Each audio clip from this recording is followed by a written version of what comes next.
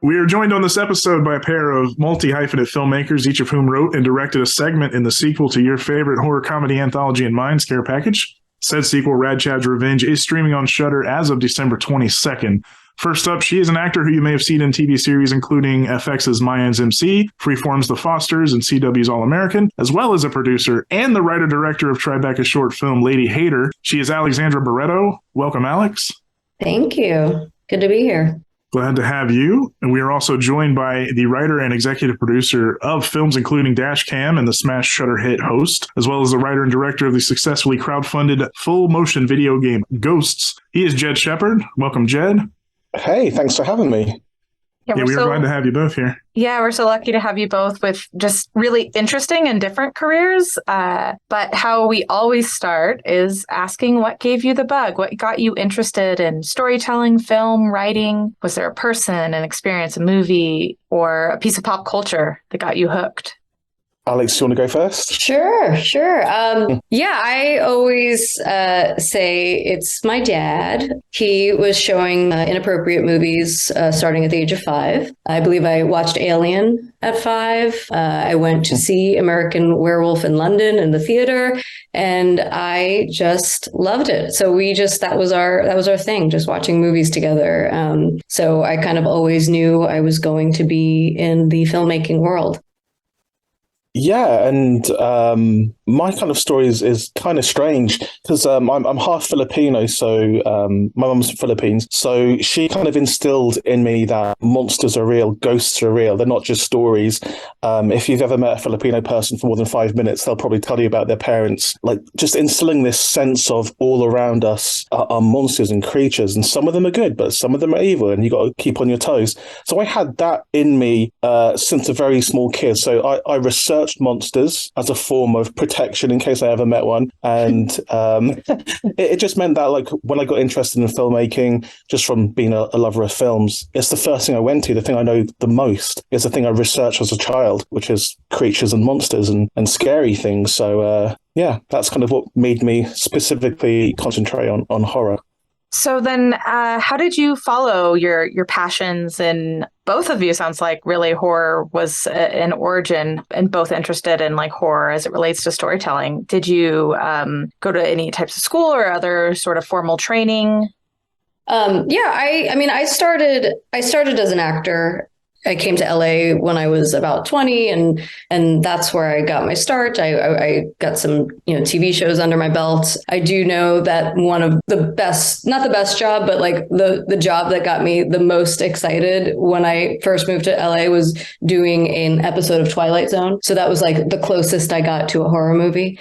And I really didn't move into filmmaking, behind the camera until about 12 years ago. And I got into that because my husband, who was my boyfriend at the time, he wanted to move into directing. And I said, oh, producing sounds like it might be fun. I'm going to shadow your producer. And then the producer fell out like a week later. And all of a sudden I was producing my husband's short film, which was terrifying. But I learned a lot immediately and just kind of jumped in. And then I just started producing, and I was terrified to move into directing because I thought, oh, I don't know what I'm doing. I do too many things. I'm acting, I'm producing. There's no way I'm going to direct. And it was once again my husband who talked me into it, and he said, "No, you actually know exactly what you're doing. You're on sets nonstop. You're producing movies." And I just went for it. And the first thing I directed was Lady Hater, which was in 2019. And now I have the full-on bug, and all I want to do is direct. And how about you, Jed? Did you follow a path through school, or did you end up working first? Yeah, I didn't go to film school. I was just a big fan of films, and I just used to watch films and think, oh, I would do things a little different. And specifically with horror, I would always have ideas around it. And being from the UK, like we don't really have a proper infrastructure here to fund short films, to get stuff made. And there weren't really too many people I could look to as a particular path. I guess there was Edgar Wright and there's people like that who have kind of done stuff, but then they moved to America straight away and there's no one else left here. So I did what most kind of filmmakers do here, and you moan for a little while on social media and you say, woe is me, I can't get anything made, I really want to be a filmmaker.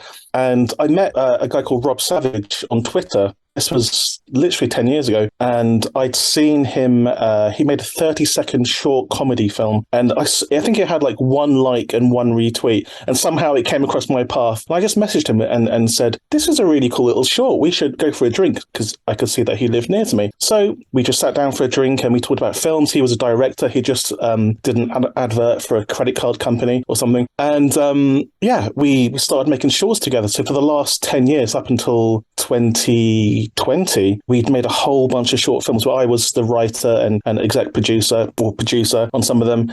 And basically that led us up to the pandemic. And you get really kind of twitchy in the pandemic times. And I don't know about the rest of you, but we were really itching to do something kind of interesting, and I guess that's where Host came from, and that's kind of propelled me into various different scenarios I didn't expect myself to be in, and one of them is obviously directing, because there's a lot of opportunities that happen and Rob can't direct them all, and there's also ideas I bring to the table where he is too busy to direct stuff, so that means someone else has to step in place, and I'd rather see my story through to the end rather than give it to someone else. So that meant I was kind of by de facto almost forced to be a director, but now I absolutely love it. So I'm doing all kinds of really cool stuff at the moment. But yeah, I mean, most people will probably know me from Host, I'm guessing. We'll get to Host for sure and Scare Package too, of course. But just out of curiosity, you mentioned starting to do short films with Rob and the lack of an infrastructure and kind of a pipeline in London. How did you guys go about getting creative to fund those shorts? Was there anything unique you did to get a few of them off the ground? Yeah, get into a lot of debt. I think that was it, really. Max out the credit cards, the same old story. Yeah, the Sam Raimi technique. So basically, we for the very first short we did, which was called Absence, it cost us £300 to make, £300 and lots of favours, and we called in the 8th Doctor Who to help us. So it was a cool little short. It was only 3 minutes long, and it got us into festivals because I didn't really know how to get into festivals. Again, you're not taught that, and we never went to film school. So our short went to film festivals, immediately got accepted into pretty much all of the big ones, and we just thought, oh, this is really easy. You make something for very cheap and it goes everywhere. So we were like, okay, let's get more ambitious. And then we again put in a whole bunch of our own money. I think we raised about $5,000 this next time, and we made Dawn of the Deaf, which got us into Sundance, which kind of took us to that next level and people start to notice us. And then because we got into Sundance, that's when Fox came along and dropped a bag of money on our doorsteps so we could make our third short, which was called Salt, which kind of got us various different meetings and representation and things. But yeah, it's just right at the start, it's our own money and begging friends to kind of lie on a wet ground on a rainy Sunday afternoon to pretend to be dead. We figure we're just glad to know it's a universal thing, begging the friends and family. Oh yeah, but we brought them all with us. So like on all these like big projects we're doing now, those people that helped us with our very first shorts, we're true to our word. Because usually you say to people, oh yeah, I promise you if this gets made into a feature or when I do something big, I'll take you along with me. And they're like, yeah. But we've really done that. We've just taken all of our friends with us on all of these journeys. And it just makes it really worth it when you can look up and see the person that was helping you 10 years ago and they're still doing it. It's really quite heartwarming. And for you, Alex, did you have to beg, borrow, steal to get Lady Hater produced? Oh yeah, that was just me. I mean, what was funny is up until that point, I had produced like 7 short films, so I already wore out all my favors. So by the time it was my turn to do my own movie, I pretty much just had to pay for everything. I mean, I got the help of my producing partner, so he produced it for me, and maybe I got some favors. But like I said, after 7 short films, people were sick of asking for favors, but anyway. Well, now I'm just asking favors for features, Right. You mentioned cutting your teeth as an actor, and Jed did the same thing as a writer first. But as an actor, how did your career influence your approach as a director? Obviously, as your husband told you, you've been on sets. You actually know how directors talk to actors and all that. Is anything from your acting side influence the way you're directing or the way you're approaching the directing position in films? Yeah. I mean, it's funny. my writer and I have talked, that's my husband's name. We've talked about this a lot where we notice that as actors, we almost get like a free pass from actors. Like they automatically feel safer in our hands. Like I can't tell you how many conversations I would overhear and would be like, she's an actor, so she knows how to talk to us. But I think it's just, I know how to get in their head and I know what makes them feel comfortable. I know that for me, the biggest thing when I'm acting that makes me a good actor is just feeling comfortable and feeling like I can trust the director. So my goal is often make everybody feel as comfortable as possible and give compliments so that they will be, they'll just be their best actor. But yeah, it definitely it's helped tremendously coming from the acting side. And we've gotten that feedback from a lot of actors, and I always say every director should try acting a little bit just to put yourself. Oh no, thank you. No, thank you. No. You don't have to be good at it, Jen. You just have to try it. I think the biggest mistake directors make with actors is they think that they treat actors like puppets, as opposed to understanding that, actors would like to get there on their own. They don't want to be told, like, can you cry over here? Or make this, they don't want the decisions made for them. Like they want to be guided, but they don't want to be told exactly what to do. This is my feeling. Yeah.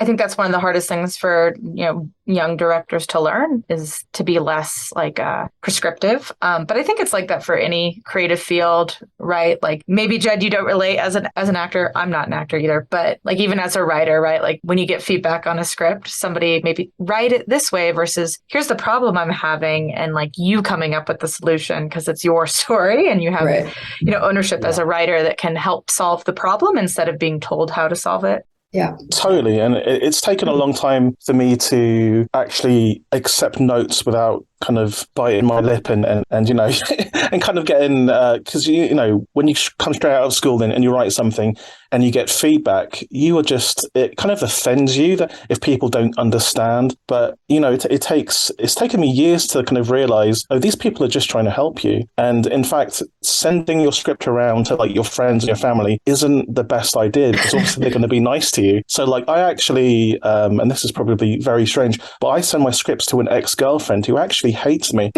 because she will give me the most honest feedback ever. She's brutal, but I need that. I need someone to just rip it apart just so I know where the holes are. So it's really interesting. That's a brilliant approach, and it actually weirdly segues into the next question I was going to ask you specifically, Jed. Is given the success of Host, do you feel a certain amount of pressure to deliver on expectations, like fans of that film or even the industry, people that maybe know you from that, like have this maybe image of what your next project should be like based on Host? Do you feel like a pressure to conform to that, or do you feel the opposite as well, like a pressure to maybe break away from the screen life genre, found footage? That's such an interesting question. I'm kind of conflicted because obviously, like when we made Host, we didn't know for a single minute that it would blow up like it did. We were just making a film with our friends on Zoom, and it just took over the world. And like I found myself the week after it came out, I was on like BBC Breakfast News, ITV News in the middle of a pandemic, just being on like national news, and like everyone I've ever known messaging me to say they want to see me on television. And so there's pressure when it comes to, I guess, the success of it, because I don't think I will ever make a film, and maybe this is doing myself a disservice, I don't think I'll ever make a film that will have the cultural kind of impact that Host had, because it was like lightning in the bottle. Like, it's so rare to have something that came along at the exact right time in world history in order to connect with so many people at once. That'll never happen again. So I already know that I'm never going to do something as culturally significant as Host, probably. But yes, there is some pressure when it comes to found footage stuff, for sure. Which is lucky that like Scare Package 2 isn't found footage, because then I would feel a little bit of pressure. And obviously, every meeting I ever have, people want me to write found footage films for them, and but it's not that easy. You can't just come up with another host. There's a specific moment in world history which we kind of made something, and it's difficult to do that again. It really is. So yeah, long story short, I don't actually feel that much pressure, especially as Rob directed host, not me. So I feel like maybe he might have some pressure on him, but like for me, I don't know at all. I'm enjoying the roller coaster of the last couple of years, and that's exciting. And I do want to do other genres as well. It's an interesting question, and I haven't really thought about it too much until just now, but now it's going to give me sleepless nights, I think. Sorry about that. Oh no, unintended consequence. Came here for a podcast, left with existential questions. Take the credit, pass the blame to Rob if anybody has an issue with host. I will. Can I just quickly say as well that I'm a big fan of Alex's because I'm a massive Mayans fan. Oh. Massive. I honestly, I've watched it through like 3 times. It's so good. I love that show. I was a big Sons of Anarchy fan, so yeah, it's great. I'm on this project with you, Alex. Oh, thank you. Thank you for segueing to that project. Let's talk about Scare Package 2, the main reason we're all here together to promote this film on Shudder as of December 22nd.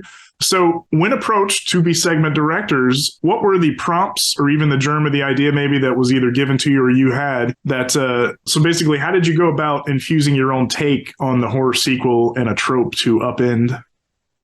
Right. So my prompt, they had seen Lady Hater, and they basically said, we want Lady Hater in a horror movie, and we want it somewhere in using tropes of the 90s. And that was kind of it. And it's funny because I've recently tried to go back into my, past brain and be like, where the hell did I come up with this?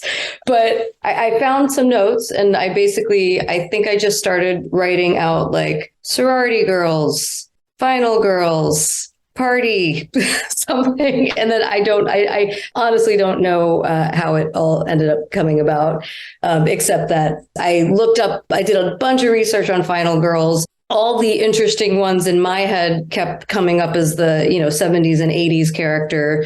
And I think when I, looked at my notes, party, I thought, okay, New Year's Eve party, they're changing. And that's where it came out of, which, yes. Before we have Jed answer that same question, I did want to ask you a question about your segment, Alex. Mm-hmm. One of my favorite things in that first, I'd have to say, is Steph Barkley's performance as Buffy is so hilarious. She's this cheerleader character that represents kind of the more modern, in this case, 90s take on feminism. Like, you can look hot and kick ass at the same time without being like this uptight, virginal archetype of the final girl. And that message comes through really well in a very funny and compelling way. But I just want to ask it, like, what does it mean to you to be a final girl? How would you define a final girl? Yes, this has also been caused existential questions of myself. Because it was funny because when I wrote it, and, that is the message that comes through, right? And I was like, wait a second. I don't actually think that you need to wear short skirts and be super sexual to then be a final girl. Like, if you actually look at Lady Hater, I say almost the opposite thing, which is Lady Hater is about like me actually having an issue with being a feminine. Like, I am not a feminine woman. Like, I never fit into that category, and I never felt like I knew how to be like a woman in that way. And so then here I am, like, writing a movie where I'm celebrating, like I said, short skirts and cheerleading. But I think really what I was doing was really commenting on the time, right? Like, the 90s, this is what movies said about final girls. That's not what I think about final girls, but it is what the 90s thought about final girls, if that makes sense. Because now I feel like the final girl is completely different, right? Like, it's mostly, there's moms popping up and, older women, and it's completely different. I mean, So I think I tend to, if I'm thinking about who should be a final girl, it should be a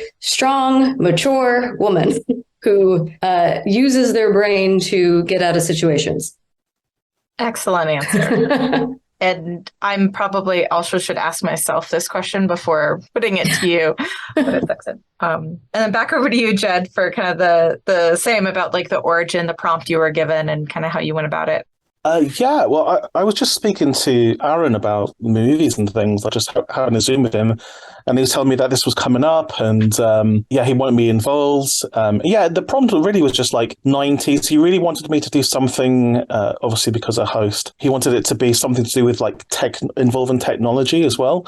But the 90s element of it is obviously The Ring, which I think The Ring and elements of The Ring and that kind of J horror was kind of the prompt. So this is kind of infused with a lot of Japanese like horror tropes. And yeah, and one of the things I always want to do is do stuff with my friends. So obviously all the ladies from Host are represented in it, as in most of the things I do. They're in Ghosts as well, and in a bunch of some upcoming films I'm doing, they're in that too. But yeah, I just like putting them into scenarios where they're getting killed one by one by a monster, it seems. And like I absolutely love the kind of British horror movies of the late 80s and 90s as well, which a lot of people don't really kind of know. And I'm a big fan of Bernard Rose, the director of Candyman, the film he did before that, which is called Paper House, which is a big influence of mine as well. So it kind of has that kind of film quality, that scratchy kind of English grey skies quality that Paper House has. And also that has a lighthouse in it too. And I'm a big fan of lighthouses. And also The Ring has a lighthouse in it as well. So yeah, it's a Ring mixed with Host, mixed with like 90s British horror movies. That's kind of the vibe. And also, I'm just a massive fan of urban legends, especially urban legends based on film. So I said to Aaron, do you know the urban legend of the ghost kid in Three Men and a Baby? And as soon as I said that, he knew what I wanted to do. He knew I wanted to have a riff on it, basically. So that's basically what I did. Nice. I do want to ask, speaking of you and the connection with the Host cast, of course, you shot that with them over Zoom, height of the pandemic. What was the experience of bringing that cast of Host together in person for the segment? Because we were starting to get back into production with masks and such, but did you know that from the outset that you'd be in person with them all? Was that how you wrote did it impact the approach to the story or how you wrote it? It was, I would say, even though they're all my good friends, and I speak to all of them like pretty much every day, it was difficult to get them all together at the same time. I will say that, because we were the only times we could get them together, I had to do my video game, which was a live action video game with all of them in it too. So it was so difficult to get them together, but we managed to do it. And we also needed to find a location that could double up as the interior of a lighthouse, because we could find the exteriors, but it was difficult. I will say that. And of course, because I'm over here in the UK, we were a little bit distant from you guys out there. So, yeah, it was kind of difficult, but it wasn't as difficult as Host, where we literally weren't allowed to be next to each other. That was even more difficult. But it's just good to work with those ladies who are just extremely talented, and long may I continue to work with them.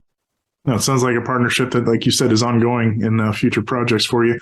So yeah. For both of you, and Alex, you can jump in first here. What was maybe the biggest challenge for each of you on your set during production? Was there something, a major snag you weren't expecting? I know every film is different and there's always something you don't know is going to hit you and blindside you. But what was the biggest challenge each of you maybe faced on shooting these segments? Well, I think for me, I thought we were shooting for 4 days and we ended up shooting 2.5 or 2.25. Let's call it 2.25. And I really didn't find that out until like we were already location scouting and like we were deep into it. And I just remember thinking I would have written a different movie if I knew that it was only going to be, 2.5 days. So yeah, it was rough getting it all in 2.5 days. So that was my snag. But luckily, Andrew Baird, the DP, was willing to meet me early, like kind of on our own time. And we met in Austin a few days early, and we just, shot listed and designed just everything, So by the time we started filming, we were so comfortable and knew exactly what we were doing, except for, other things that pop up. But and then the other thing is our special effects person got COVID the day before the shoot. So we had like an assistant show up, which was interesting. Yeah, well, for us over here, like, it's just the fact that we were coming out of COVID. We still were doing COVID testing, and, it was difficult getting everyone together. So if one person was sick, and most of the scenes they're together, or we couldn't afford to have extra days. So I think we did it in 3 days, or even just 2.5 days. We did it very, very quickly. And then with the exteriors stuff, we did in 1 day. But yeah, it's just getting them all together at the same time, because after Host, like they're all off doing loads of cool stuff and doing things as basically as a favor to me, mostly is, I think I'm almost running out of favors with those ladies, but yeah, it's that. And also just finding a good location, because if you see the exterior at the lighthouse, it's such a beautiful lighthouse, but if you look at the inside of a real lighthouse, it's not pretty. It's just like stairs and machinery. So we had to find a circular interior building in London, and luckily we managed to find one which was crazy, that had circular walls and kind of could pass, and big massive windows that could pass as a lighthouse. But yeah, we found a place it just got listed on the locations website that day, like the first day we checked, so it was real lucky. But yeah, and just the usual things, just budget and time, because I think we were the last people to shoot as well, because we had to wait till everyone was available. There were medical things that happened with some of the cast, and also, yeah, it's just very busy. Budget, time, schedules, seems nothing. to often come down to those. And then, of course, COVID and, prioritizing folks' health is a challenge that's maybe a more modern challenge that we're addressing. But kind of a spin on that question. So those were some challenges on set. Were there any big challenges when it came to writing your segments? That, like, it is really tough to tell a complete story in short format. And you've both made, shorts, so you understand like the challenge of telling a complete story in such a short amount of time. Did you run into like any snags when you were writing, or any like walls that made it tough, or like being able to fit the prompt, or anything like that creatively? I need a second. Okay. Take your time. Good. Jed, if you have an answer. I'll go, Alex.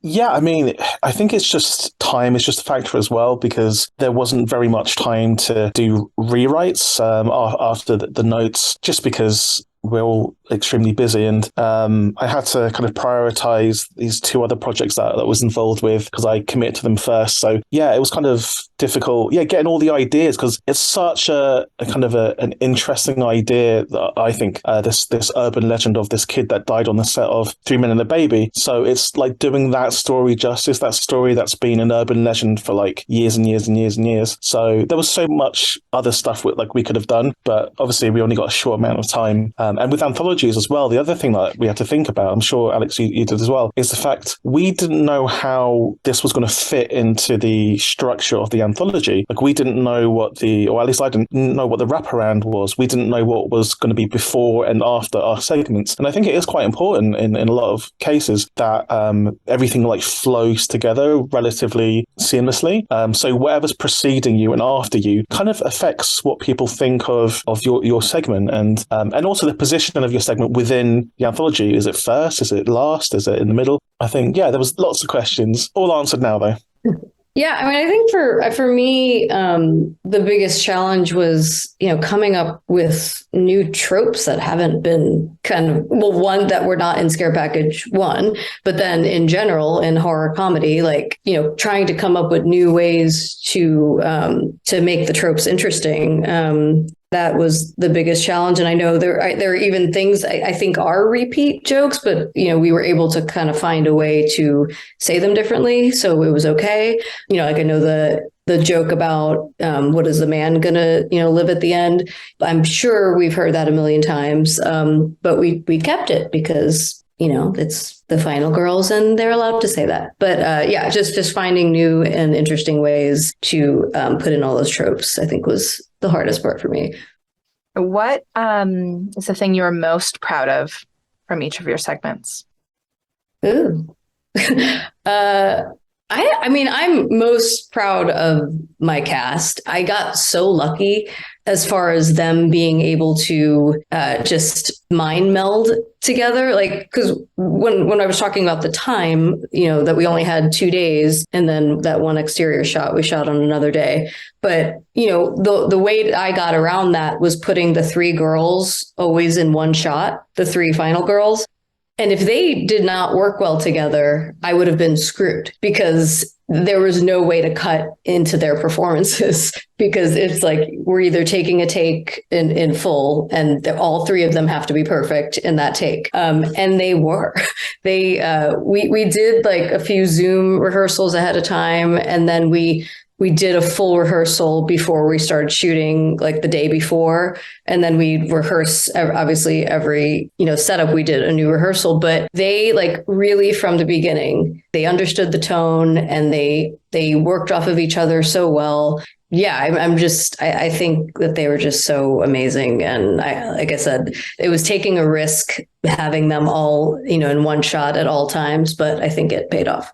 For me, I'm going to steal your answer, Alex. It's just working with the cast. I just love working with my friends, and I think Scare Package 2 was probably the 6th time I've worked with those 5 girls in one project. Now it's on about 10, but yeah, it's just something about that combination of actors that seem to work. They all have their own kind of spin on things, and it's just seeing them interact with each other and just being funny and almost like at the start of the movie when they're all kind of sitting around the TV, that's almost like their kind of configuration on Host as well, which is quite interesting. I didn't realize I'd done that. So yeah, it's just working with my friends again. I think that's, if I can just get to work with my friends till the end of time, I'll be happy. That's all I really want. So bringing it back to an earlier thing, how Alex came through this in the acting field, you came through in the writing field. You both have directed some shorts and soon to be features, I'm certain, in both of your cases. What lesson maybe or experience did you take from this, making an anthology, making a short, that you might take with you to the next project? Anything that stuck with you was like, that's a good thing for next time? Thinking. Yeah. So I think the thing that I'm taking with me, I already have actually, is the person that designed the creature, which we call Stabby, because he's got arms, he's got swords for arms. That he was designed by Trevor Henderson, the guy that designed Siren Head and Cartoon Cat. So he's like a viral monster maker, and I brought him with me on the next 2 or 3 projects I'm doing, and so there's more creatures from him to come. And I just like the way that like me and him work together in creating creatures, just weird, odd looking creatures. And so I like working with practical creatures as well. So that, and just working with my friends again. Yeah, I think for me, what this, my specific segment kind of showed me is that I have a very specific tone of writing, and I don't think I really knew that until I wrote this. And then coming off of this, I just wrote a feature, the horror comedy, and realized I just think Welcome to the 90s kind of just honed it in for me, and just, I don't know, gave me confidence in my comedy writing. So very, very grateful for this project for that. It's awesome. And then kind of circling back to our first question, thinking about your young selves, do you have any advice for other filmmakers, writers, actors who are just starting out and kind of looking for words of wisdom? I mean, if I could go back and tell my younger self to just have more confidence and, trust your talents, I would. I think, especially maybe this is unfair, but as a woman, I think it was really hard for me to kind of jump in and do things and not question my abilities or whether I was supposed to be there. And I just feel like finally am in a space where it's like, no, you're supposed to be there. Just trust yourself. The worst I can do is, you make a mistake. And I think as long as you are willing to listen to other people and learn from other people, go for it. Just don't question yourself and your talents too much. I think the main thing I would just tell other filmmakers is just be really nice to everyone on set. It's just a real small thing, but when you're asking for favors all the time, especially at the start of your career, and also during and at the end of your career, you're asking for favors, but at the start, you really are asking for favors. Just make sure you thank people for their time, and just don't always use people when you need them to help you in the film. Make sure you look after people, you're courteous, you're polite, and they'll want to work with you again. And you never know, you might make some good friends along the way as well. So I would just say it's free to be nice to people, and there should be no room for anyone being a dick anywhere near a set. I second that. I call it the no asshole rule. It's just not worth it. Yeah, and it gets around. If honestly, especially if you're like a first time director or a director early in the career, if you do something early on set, you just be mean to a person, that could kind of damage your career a little bit, because that goes around and you won't be able to pull in those favors anymore, and people just won't want to work with you.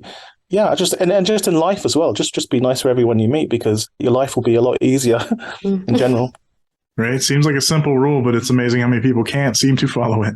Yeah. But again, as we mentioned in previous episodes, this is an industry that does weed those people out rather quickly compared to some others. So if you have effort and attitude, it'll go a long way and just get you further than most. But yeah, sage advice on all accounts from you guys. So we appreciate that's the end of the formal interview part of this. We'll transition over to the part that makes some folks nervous, but it shouldn't. We call it the Rapid Fire 15.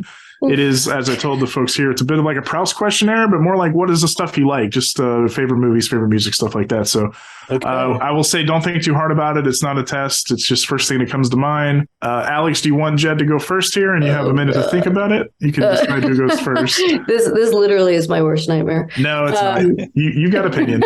I think I have opinions, but I literally was saying this just yesterday, that when somebody asks, what is my favorite blank, I literally blank out and like, it's like I've never read a book. I've never watched a movie, but let's see what happens. We'll slip you some answers if you stall out real bad. But we'll have Jed go first just so you have that extra minute to come up with something. Okay. Throw me under the bus, yeah. Yep, sorry. It's all good. It's all good. All right. Question 1. What movie do you think you have seen the most in your life? Evil Dead 2, for sure. 100% sure. It's the best horror movie for me, and Sam Raimi is a massive influence. And he's, in fact, been appointed as my mentor now. So Sam Raimi is officially I don't know if I'm meant to announce that, actually, but Sam Raimi is currently my mentor. So he's helping me with certain things in my career, and it's very useful. That's awesome. Yeah, thanks. Oh, I'm supposed to answer, aren't I? If you'd like. I think it's a tie between Terms of Endearment and Titanic. Nice. Two noted horror comedies. Yes, there you go. I guess I like to cry when I watch movies. So that's all I got. No, all good. Those are fine answers. What is the first film that really scared you or stuck with you, gave you nightmares? What's the first one that's like just stuck in your craw really as a youth? I think Alex mentioned this in the interview, actually. Yeah, there's so many. How do I choose? I think for me, the first film that really, like, I was like, I played like later than I should have been. I was just switching channels, and I don't know if you've ever seen Toby Hooper's Invaders from Mars, but that movie, it's a remake of the 50s movie. There's a scene in it where a kid goes into the classroom, it's like after hours, and finds a teacher in the kind of a closet, and the teacher turns around and the teacher's eating a frog. And for some reason, that messed me up for the longest time. I'm still thinking about that, actually, since that, someone in authority doing something kind of like crazy. So it's probably Toby Hooper's Invaders from Mars, or it was like Poltergeist, most likely. You just stole my answer. Oh, I'm sorry, Alex. You can edit that out. You can edit that out and pretend you said it. I have proof. I wrote it down before. I'm sorry, Alex. No. Well, so like I said, I watched horror movies from such a young age that they didn't really scare me all that much. Like I was able to watch them and be fully confident that I would go to sleep that night. However, Poltergeist messed with me because that stupid clown. So I had that clown in my room. So again, because I was like a very confident horror movie watcher, I refused to I thought there's no way that clown is going to scare me tonight. I will keep that clown sitting watching me. And that was a bad decision. I really should have just removed the clown from my room. So yeah, Poltergeist, that did it. I love that. And both Toby Hooper. Oh yeah, that's as well. Nuts. Yeah. Wow. Unless you're an asshole on Twitter who wants to fight about that. Oh yeah. They can go somewhere else. Half the Paper Street people. But I've never seen Invaders from Mars, so thank you for that. And great. Dan O'Bannon actually wrote this script too. It's like so It's really cool. It's really cool. Yeah. Next question. What is your favorite horror movie franchise? Wow, you're going to get me in trouble here. Okay. I have to franchise. So I could say the Evil Dead quadrilogy, I guess. It's maybe that's a franchise. I like the Evil Dead stuff, very simple. But if I was going to go a little bit further, it's probably the Nightmare on Elm Street franchise, as it's the most nuts. Obviously, Nightmare on Elm Street Part 3 is my favorite. Then the first one, then Wes Craven's New Nightmare. There's something for everyone in the Nightmare on Elm Street franchise, depending on your mood. So yeah, it's probably that. And Freddy Krueger's never been beaten. If there's one horror antagonist that can just never be beaten because he's inevitable, because everyone has to sleep. That's the scariest thing I can think of. Everyone has to sleep, so you can never get away from Freddy Krueger. That is an incredible concept. So Nightmare on Elm Street is for me the best franchise. All right, I swear I wrote this down before you said Come on, Alex. It was Nightmare on Elm Street. Alex! To be Don't feel fair, bad. That honestly might be our most common answer. Yeah. That's mine as well. So Okay.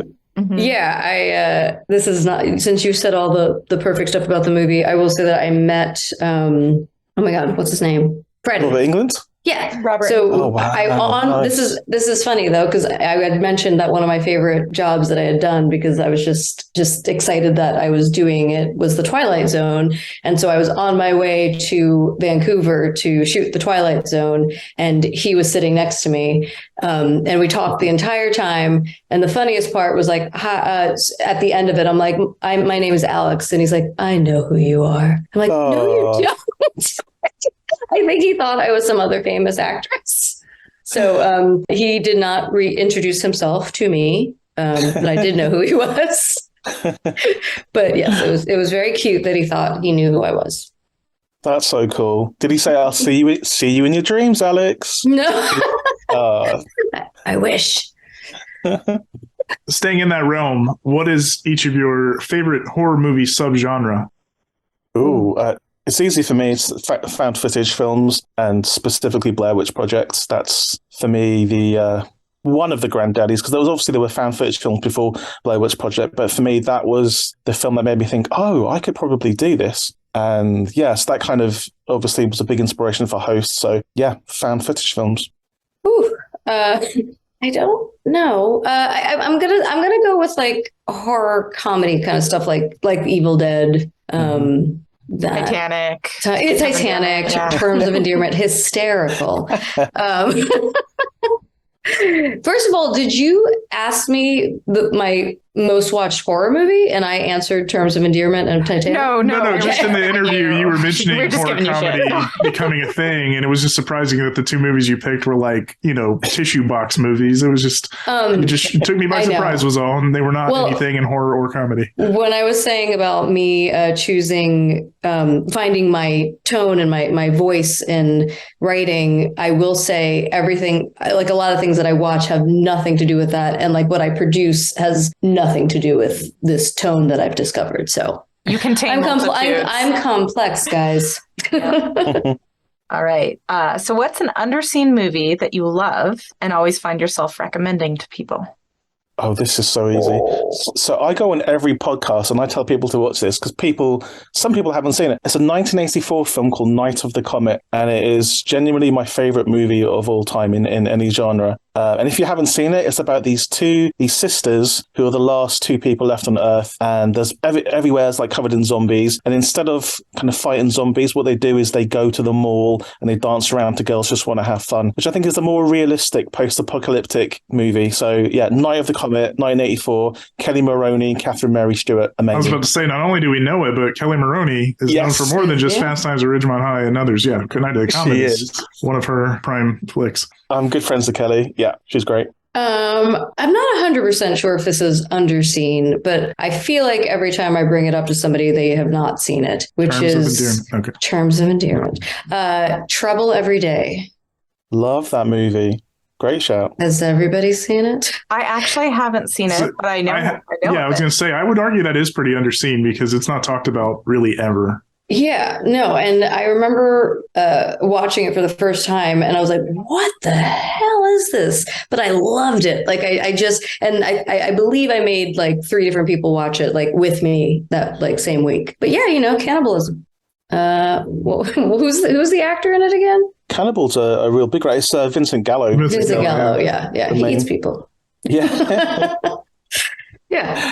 Yeah, Good cannibals are casting, big because he again. comes off as somebody who could also eat people. in real life. Exactly. Yes, He's he does. perfectly cast. If you like bones and all, check it out.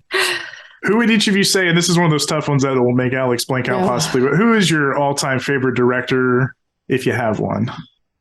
I'm contractually obliged to say Sam Raimi now. Indeed. But no, it really is. He's just the story of him getting together with a bunch of friends, maxing out their credit cards, going into the woods and making Evil Dead. That's just inspiration for all filmmakers, I think. And yeah, he's always been my favorite director, and just the range of things he's produced, how he managed to kind of transform from a kind of a small horror film director into making $1 billion on his last movie with a superhero movie is great. But he still has that same kind of sense of fun, and you still see all those Raimi tropes from the very first film he made to now. You still see those close-ups on the eyes, the Dutch tilts and the zooms. He's still doing it. So he's a real inspiration, and he's great.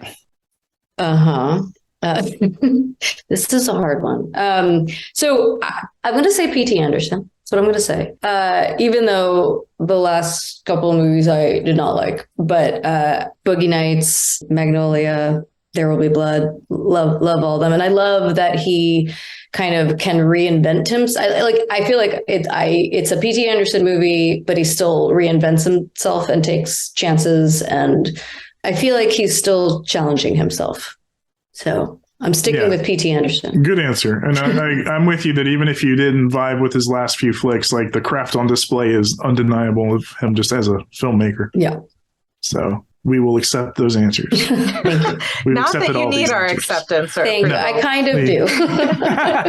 So, All right. We're on to question number 7. What is a piece of pop culture? So this can be a song, a film, a book, that makes you super emotional and just brings you to tears.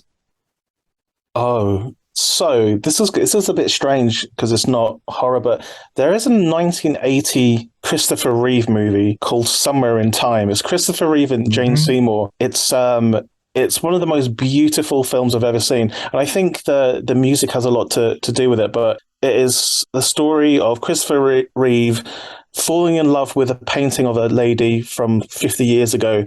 He loves her so much, he goes back in time to find her and to meet her. And it is totally usually not the type of film. It's usually something like Alex would watch. So, but like it's no, I absolutely love it, and I only watched it for the first time about 6 months ago, and instantly I was like, oh, this is in like my top 15, top 20 favorite films of all time now. And it's just like a beautiful love story set on Mackinac Island, and it's it's incredible. I love when an old film will do that to you, where you're like, this is already one of my favorite films, and I haven't seen it my whole life, but you watch it and you're like, oh my gosh. I know, there's something about it. And just watching Christopher Reeve not be Superman, and still have that same charm. He has such a charm to him. And Jane Seymour is just like absolutely stunning in it as well.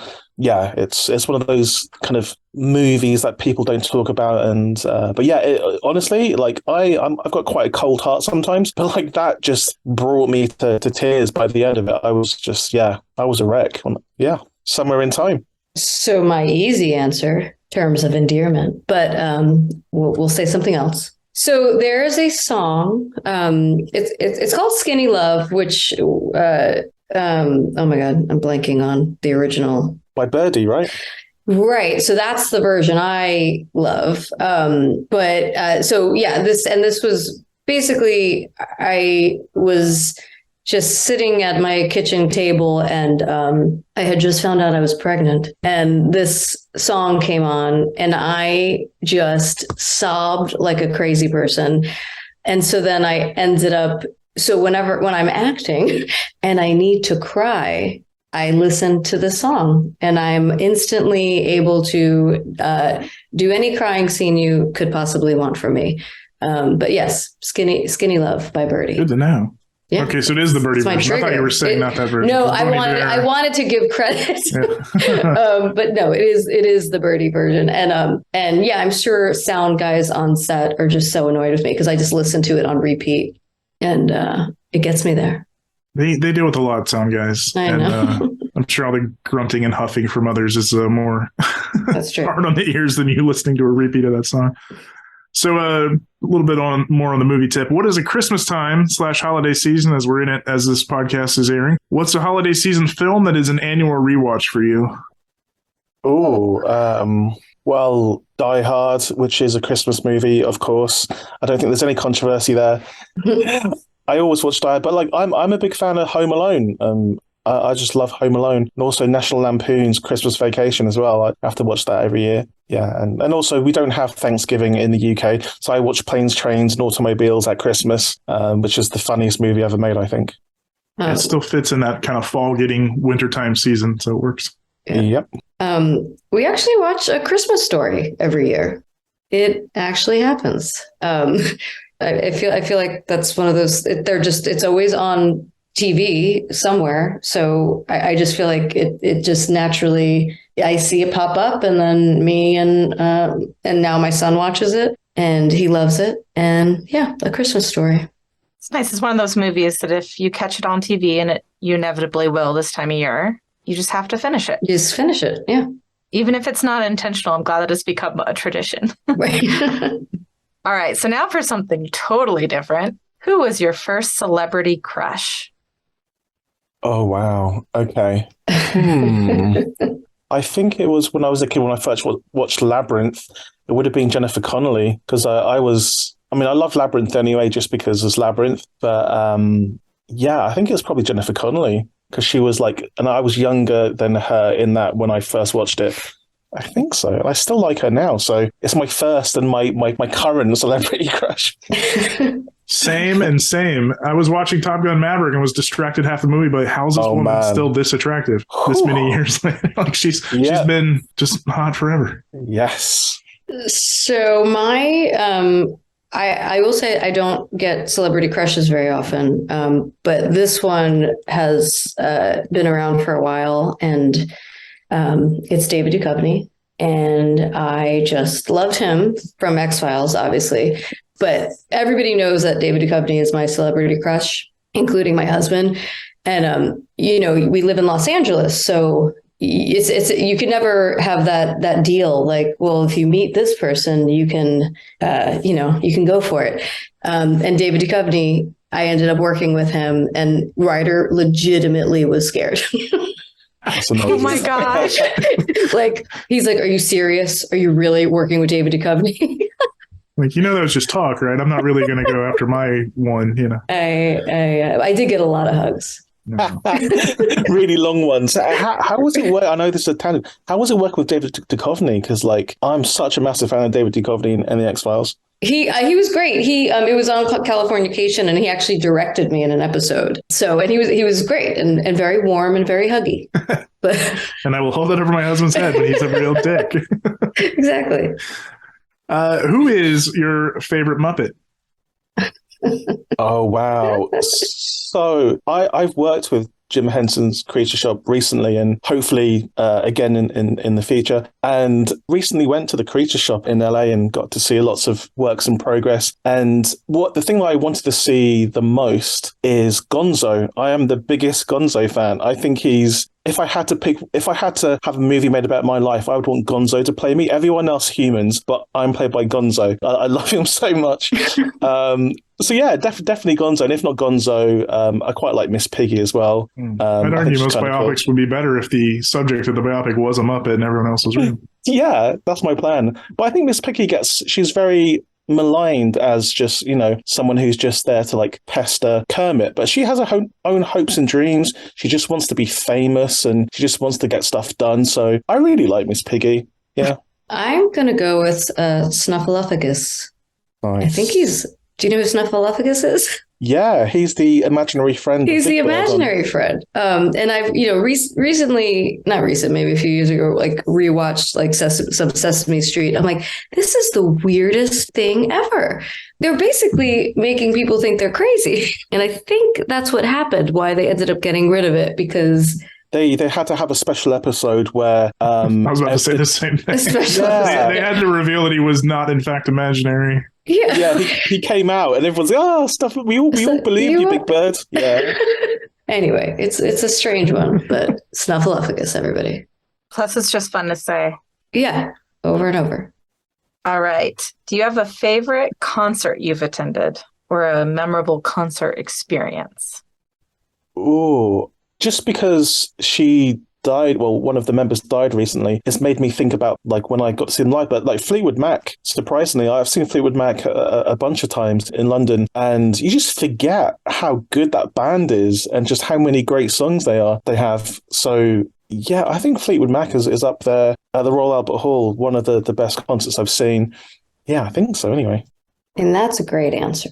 Mine is less great, but it was a show that I'm missing. There, it was a show with like 5 bands, and it was Guns N' Roses, Metallica, and I'm blanking on the other bands right now. But I just had a really good time. God, how old was I? Please scratch everything. That was around 91, right? 91, 92, because they were I was touring on Use Your Illusion and Master of Puppets album, maybe. So it was like a mega tour. Yeah, it was crazy, right? It didn't last long because I think Axl Rose went crazy in the middle of it or something. Well, I also think the fans, like the people went crazy. I remember I was in a giant stadium and I was on the floor, and I just at one point looked up and the entire stadium was just throwing like cups and things at people on the floor. And I'm like, this can't be good. But anyway, I still have fond memories of it. But it's memorable. There you go. It makes for a good answer. All right. Similarly, music-wise, what would be each of your walk-up music? So say we were hosting a Q&A for the movie, or maybe you're coming out for a TED Talk or coming out to fight each other or as a ball player. What would be your walkout music? What are you entering to hype us all up? Oh, God. For me, I think maybe it's just because we talked about it. I think it would be the Muppet Show music. That theme song is legit. So maybe the Muppet theme. Wrong. Yeah. So maybe because I'm British, something a James Bond theme might be apt. But no, I love the Muppet Show, so I'm going for that. Oh man, this is hard. I do not have a good answer for this. You've been in loads of shows, Alex. So you could one of the shows you've been in, maybe. Interesting. Like, Jed just wants you to come up with the just Game of Thrones. Yeah. I literally still watch. I mean, obviously the show's over, but I would watch that opening fully all the way through. Just Game of Thrones. Could not skip it. I'd get angry if somebody tried to skip it. I had to tell people a couple seasons in, I go, the map's changing, right? When they come to new places. Right. Like, it is like they're skipping it all the time. No, watch it each time. Because every time Daenerys goes to some new spot, it's suddenly on the map. Yeah. Oh, that's so good. Yeah, it's great. And I one of the happiest moments was like when Indy, my son Indy, was like, I don't know, maybe he was 3, and he just started doing the song, like singing the song. And I'm like, yeah, Game of Thrones. Anyway, that's it. I mean, I don't know if it's great walk-up music, but that's excellent. Right. What is your favorite local spot to eat in LA and London? Or London for you, Jed. LA for you, Alex. Okay. So this is a really sore subject because there was a place right next to my house. It was called the Full Nelson. It was genuinely the only reason that I lived near to this place. Basically, picture a dive bar that was also a kind of vegan fast food place. So I'm making it sound terrible, but genuinely, like, I would invite people there for like meetings and things, and they would come there thinking this would just be like a real terrible place to eat. But they would leave telling all of their friends to come back here. The food is so good, but they closed down about 3 months ago because they couldn't financially recover from the pandemic, and I was so sad. Yeah, and I got a message from Rob Savage saying, because he was in LA at the time, he was just like, Jed, go there, buy 50 burgers and put it in your freezer for me, because it was the only reason that where he would come back to London, just to go to this place called the Full Nelson. So I'm really sad that place is gone now, so I need to find a new local. But it was there, the Full Nelson in Deptford in South London. That was my place. I feel like I don't leave the house anymore, but there is like, I live in Highland Park in LA, and one of just the kind of, you just know you're going to go and have a great meal, and they treat my son well, and it's a place called Hippo, which is kind of Italian-ish, but it was one of like a nice restaurant that I still felt like I was like getting a great meal. And that, I could bring my, 7-year-old too. But actually, it's an actually fancy restaurant, but casual enough for him, if that makes sense. Nice. Sorry, I get jotting down Hippo as I live not far from there. Hippo. You haven't been? I've not been. I think I know where it is, but I've not been in that one. Yeah, it's great, and like it's the closest thing to a neighborhood bar for me at this point. Oh, I'm Googling it. Oh, it looks good. It looks good. Oh, okay. I in LA, I really like Sage in Echo Park because I'm vegetarian. So I don't know if you've been to Sage, Alexandra, but I haven't. No. Oh, I thoroughly recommend it. It's vegetarian food, but it feels like real home cooking. It's really good. I wrote it down. Yes. Getting hungry, so let's wrap this up. Penultimate question, and this one's getting heavy. You guys are in existential modes already, so let me make it worse. If you could have the answer to one unknown question in the universe, what would it be? Like, is there a God? What's the meaning of life? What's the day you'll die? Who killed JFK? Something like that. Like, what's the one unknown thing you wish you could have the answer to? Oh boy. Wow. Alex, do you want to go first? I don't want to go first. I'm going to throw you under the bus, isn't it? Oh my God. One unknown question. I don't think I actually want to know this, but I think I'd only want to know it if it was good news, which was when would I die? Ooh. And I think it kind of could work both ways, right? Like, so if it's far away, if it's like I learn I'm going to die when I'm 90, that's great. Then I can kind of relax a little and keep moving. But if I found out I was going to even die in a year, I would just quit, just go travel and choose some really awesome things to do in that year. So yes, you know what? I do want to know if anybody has the answer. Let me know. I think mine would be kind of abstract. It would be just, I would need the answer to how to make people happy, just like anyone. And if there was like one thing you could do to like just make anyone happy, just automatically, I would do that. I would just go around and bestowing happiness upon people, and see whether maybe that's the wrong thing to do. I think that's a lovely, lovely answer. Okay. I love the idea of it, but it does spark some additional existential. Yeah, it could turn into a horror movie if you take it a certain way. I was just thinking, like, what if you made like a dictator happy, and so he thought what he was doing was right? I'm thinking of all the downsides now. Sounds like a Wishmaster sort of scenario, right? Yeah, exactly, like a monkey's paw type scenario. When you flesh this out, story by Alex, Sean, and Becky. Okay, deal. It was hatched on this podcast. That's true. Yeah, I don't know. I'd quite like to know when I would die as well, I think. Or maybe how. I think that's quite interesting as well, how. Because if it's like you're going to die by, I don't know, falling off a tall building, then I'll just never go up a tall building. I'll be immortal. Yeah, any answer that's not old age, it's like, it could happen tomorrow. Like, what do you mean bus crash? I'm not going to be on a bus. Oh, the bus is going to hit me. Okay. You get in your own head so bad, I think, if it was any answer other than old age. Exactly. Oh, wow. Yeah. It's an interesting question. Yeah, and I was just thinking too about like what Alex said, if it's 99, you're dying like in the future, a long ways from now. You can relax a little, but then does it also encourage you to live a bit more, like take more risks because you're like, I'm not going to die. I can go bungee jumping. Exactly. I'll jump on a plane. Yeah. But then my mind's automatically going to the bad place, like thinking, okay, so if I'm basically immortal, if I'm going to die in 2056 or something, that means I could just get a gun right now, spin it, and do Russian roulette, and I'll always win and become like a backstreet hero, and like turn a profit on this knowledge. Yeah, I don't know. Interesting. Very interesting. Well, we'll leave that one at that. We might have come up with about 3 different movie ideas just I know, right?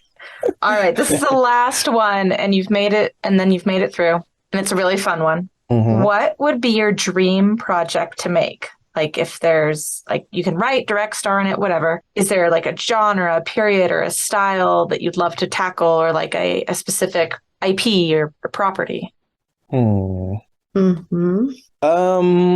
It's a difficult question because there's something that I'm involved with is just pretty much one of my dream things. But I would also, like, I've been speaking to Eduardo Sanchez, who wrote and directed the Blair Witch Project. And me and him are like throwing around some ideas for certain things. And I would love, not for me to direct, but I would love Eduardo Sanchez to come back and do another Blair Witch Project. And maybe I would write it or help him make it in some way, because just watching that potential franchise just die a death every single time they try and make a new one it hurts me, because the Blair Witch Project is such a great film with such a rich mythology. Like there's so much you could tap into, but no one's doing it right. And no one's the right thing to do would just be to give it to Eduardo Sanchez and say, hey, Eduardo, you did the first one. It made infinity money. Why don't you make the next one? I don't understand why like Lionsgate isn't doing that. So I'm going to be slightly unselfish here and say for my I would give it to someone else. I would give it to Eduardo Sanchez. Now I will either be a happy bystander or I'd help him make it. But yeah, I'd love to make an Evil Dead movie too. Oh God. This is going to be my hardest one yet. I mean, it definitely would be a comedy because I love comedies. But I feel like the things that are popping in my head, I don't know why they're TV shows, but I don't want to direct TV shows. I would want it to be a movie, but would want it to be like in the style of like Arrested Development. Like quick-witted comedy with great actors. And I would want to write it and I would want to direct it. Would you star in it as well, Alex? I would not star in it. I don't think I'm better at drama as an actor. Mm-hmm. So I would rather let the people that are better at it than me do it while I tell them not what to do, but to sort of what to do. Yeah. Good callback there. Yeah. I can see you doing that. Mm-hmm. Like, definitely. I think that's a very achievable dream project. I think so. Awesome. But hang on, are you saying mine isn't achievable, Becky? No. I'm saying like your one's realistic, Alex, but Jed, you'll never get anywhere near Evil Dead. Well, it sounds like you already have been, your mentor. Yes. Considering me, maybe it is a reality. Maybe. I think there's more red tape with that franchise, though. Yes, there is. Yeah. I think both your dreams are achievable. If we believe in ourselves, anything can happen. It's true. It's true. Exactly. And that concludes the Rapid Fire 15. Thank you for those answers. We don't want to get too existential or too up or down about it all. I think Alex is already scribbling things down like, why did I agree to do this? I will call later and tell them to cancel some of those answers. It's cool. I'm literally sweating. It's fine. Hopefully it wasn't as painful as you thought it would be.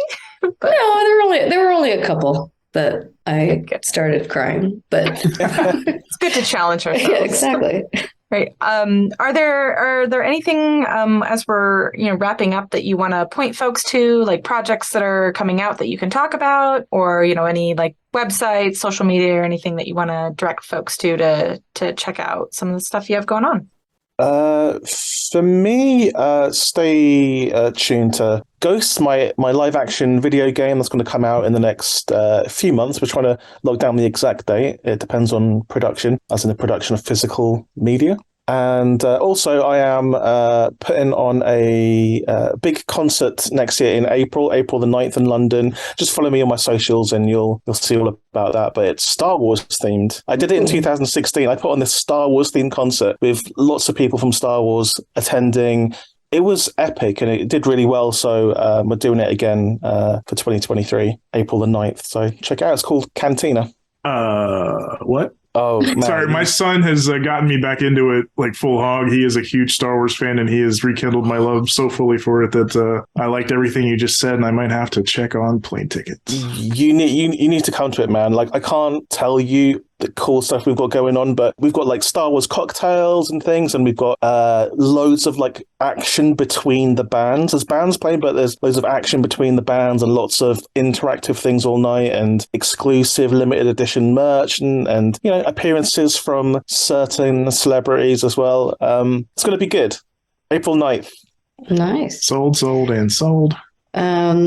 Once again, your answer is way cooler than mine. But I have a movie that I produced. We're in posts, but we will have some fun news coming out soon. But it's called Late Bloomers. It's with Karen Gillan from Guardians of the Galaxy, Jumanji. She's amazing in it. And I love her. yeah, she's great, and she's so fun to work with. And the poor woman, we made her make an independent film in New York City. And my favorite moment was when she walked onto one of our sets and we showed her to where her quote unquote dressing room was. And she's like, "Ooh, it's a closet."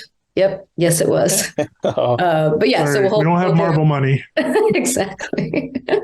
Yeah, but anyway, we'll have some fun news about that soon. That's awesome. We look forward to everything coming from both of you. We look forward to working with you both, Paper Street, that is. And again, thank you both for the time, for the answers. And Scare Package 2, as we've said, is on Shudder as of December 22nd. Likely, as you are hearing this, it is now streaming on Shudder. Alex and Jed, it's been really fun chatting with you both. Excited for everyone else to check out Scare Package 2 later this month. And thanks for your time and really important existential questions and meaningful answers. Thank you so much for having me. So much fun. Sorry to make you cry multiple times. Yeah. Thanks for having me, guys. And yeah, it's exciting. I can't wait to listen to it back. All right. And may all your dreams come true. Indeed. All right. All right. Thanks Take again. care, both of you. Thank you very much. Bye-bye. Bye. Cheers, guys. Bye.